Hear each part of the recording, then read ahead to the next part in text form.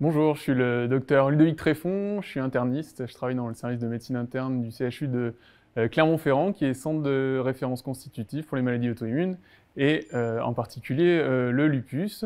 J'ai eu le plaisir de présenter aujourd'hui le travail que j'ai réalisé sur la prévention du zona sous anifrolumab dans le cadre de la SFR. Le zona, on le sait, est un problème dans le lupus puisqu'il existe un surrisque d'infection qui est évalué à fois 2,5 par rapport à la population générale. L'anifrolumab, qui est un anticorps monoclonal qui cible les voies de l'interféron, augmente lui aussi le risque de zona.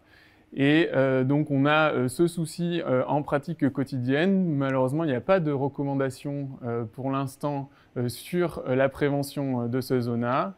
Et le but de ce travail était donc d'évaluer déjà la fréquence de ce zona et d'étudier les stratégies de prévention et leur efficacité en pratique courante. Pour cela, on a réalisé une étude rétrospective en France grâce aux internistes, aux rhumatologues et aux dermatologues français que je remercie qui m'ont envoyé beaucoup de dossiers. On a recueilli 132 patients avec 92% de femmes, un âge médian à 42 ans, ce qui correspond à une population habituelle. On a un recul médian de 8 mois environ, et il y a eu 4 zonas qui sont survenus, ce qui donne 3% de survenue de zona. Les patients sur ces 132 avaient reçu pour 87, donc soit 65%, un traitement préventif par valacyclovir. La plupart du temps, un seul comprimé, 500 mg. Les 4 zonas qui sont survenus dans le groupe sans prévention, sans valacyclovir, ce qui nous donne donc en analyse de survie en Kaplan-Meier une différence qui est statistiquement significative. Les zonas sont survenus, si on parle de délai, à 1 mois, 3 mois, 9 mois et 14 mois du début du traitement par anifrolumab.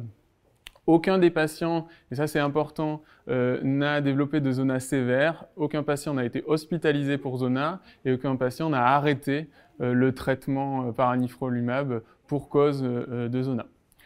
En conclusion, ces données sont importantes en pratique clinique pour la prise en charge de nos malades, puisqu'il apparaît que le valacyclovir est efficace en prévention du zona sous anifrolumab.